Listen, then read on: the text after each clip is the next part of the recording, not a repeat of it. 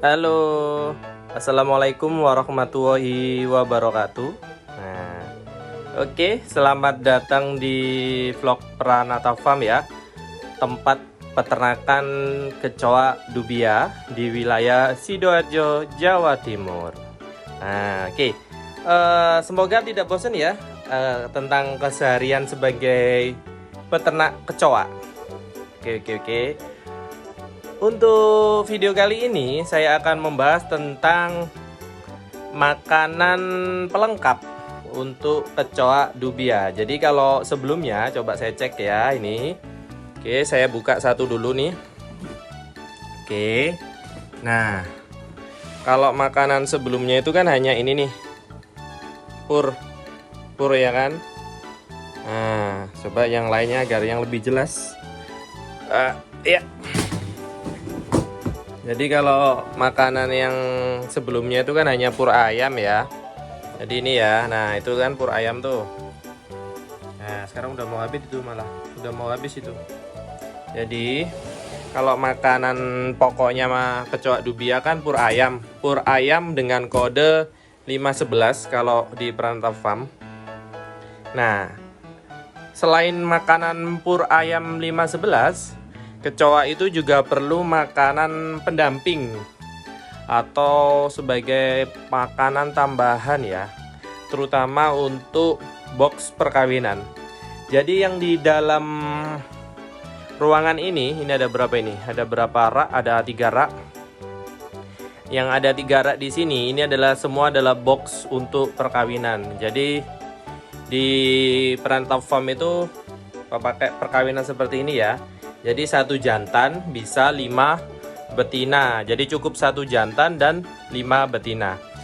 Oke, untuk menu tambahannya adalah dengan menggunakan labu siam. Tahu labu siam? Sebentar saya ambilkan. Nah, ini contohnya nih. Nih. Mungkin kalau di Kediri namanya gondes. Ya. Jadi ini adalah namanya labu siam. Jadi saya sudah beli ini, sudah saya siapkan labu siamnya. Nah ini banyak, mungkin saya beli sekitar berapa kilo ini ya. Ya untuk ruangan ini 20.000 labu siamnya. Jadi diusahakan dibagi rata untuk seluruh peternakan ini. Nah gini ya. Jadi caranya cukup labu siam ini dipotong-potong nih. Sebentar, saya kasih contohnya ya teman-teman ya. Oke, jadi labu siamnya bisa dipotong dulu atau dibagi jadi 2 dulu itu bisa. Jadi misalnya gini nih. Nah, ini bisa nih terus dipotong. Oke, nah gini aja. Nah gitu ya. Sebentar saya arahkan agak ke tengah ya biar cahayanya lebih terlihat. Gini teman-teman. Banyak ini labu siamnya. Jadi labu siamnya ini untuk satu ruangan ini. Jadi setelah dipotong ini kita potong lagi jadi 2. Nah, jadi kita ngasihnya langsung gini aja, tidak perlu dipotong kecil-kecil lagi. Gitu ya teman-teman ya. Oke, terus kita tempatkan ke wadahnya. Oke, jadi begitu. Nanti kita tempatkan ke pakannya sini. Jadi setelah dipotong-potong nih, kita buka nih satu. Nah kita buka kan, kita kasih aja nih satu di sini. Dah cukup nih, satu aja cukup. Kemudian yang berikutnya sama perlakuannya, kita kasih satu aja, jangan banyak-banyak. Kenapa kok tidak banyak-banyak teman-teman ya? Jadi menurut pengalaman saya, kalau kebanyakan makan labu siam ini, nanti pupnya itu atau kotoran dari kecoaknya itu cair. Nah kalau kotoran kecoaknya cair, itu akhirnya jadi bau kandangnya. Jadi gitu teman-teman, makanya cukup satu aja. Kegiatan seperti ini atau makanan tambahan itu cukup seminggu 1 kali aja udah cukup, atau kadang saya kasih seminggu 2 kali. Ya tergantung budget kita aja. Karena kan labu siam gini kan termasuk mahal ya. Mungkin 1 kilonya 5.000 ya. Kalau dikasih pur ayam gitu kan 1 kilo udah sampai panen. Nah ini nih, kasih aja 1, pindah. Kasih aja 1. Nah ini bekasnya yang minggu kemarin teman-teman. Jadi yang minggu kemarin bekasnya udah langsung kering gini. Nah ini yang beberapa minggu yang lalu juga langsung kering gini. Nah ini tinggal kita ambil, kita buang saja. Tapi yang itu yang kemarin itu kayaknya bekasnya ini deh, bukan labu siam karena masih ada kulitnya. Biasanya yang labu siam itu kulitnya sudah tidak ada. Nah gini ya teman-teman ya, cukup dikasih 1, cukup dikasih 1. Nah oke. Terus apa sih manfaatnya labu siam bagi kecoa dubia? Nah, kalau menurut pendapat saya pribadi, kalau secara jurnal itu belum pernah ditemukan, itu belum pernah ada yang membahas banget tentang labu siam untuk kecoa dubia.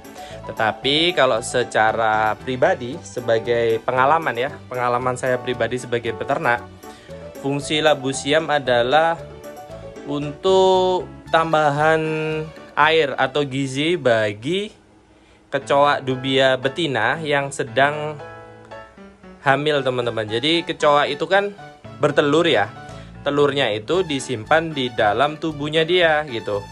Jadi telurnya disimpan di dalam tubuhnya dia, sambil kasih makan ya, sambil ngomong ya. Telurnya disimpan di dalam tubuhnya dia, kemudian kecoanya itu nanti keluar anakan gitu. Jadi ovovivipar sistemnya. Jadi gitu. Jadi tinggal dipotong-potong nih jadi 2. Oke, gini aja teman-teman. Jadi udah nggak perlu banyak-banyak. Jadi kecoa dubia itu sistemnya dia itu ovovivipar. Ya, jadi dia telurnya disimpan di dalam tubuh, kemudian keluar langsung jadi anakan. Nah gitu. Ini ada yang mati nih teman-teman nih. Nah ini udah tua. Kalau di Pranata Farm itu nggak kenal ini ya, kecoa afkir atau tidak ya, karena bukan seperti ayam. Kalau ayam kan ada afkir ya atau tidak produksinya.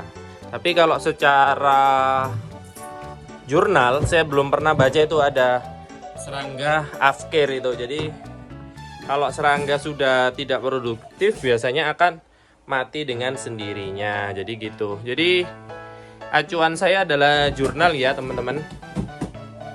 Jurnal-jurnal dari luar negeri itu ada beberapa emang khusus yang membahas tentang gizi dari kecoa dubia.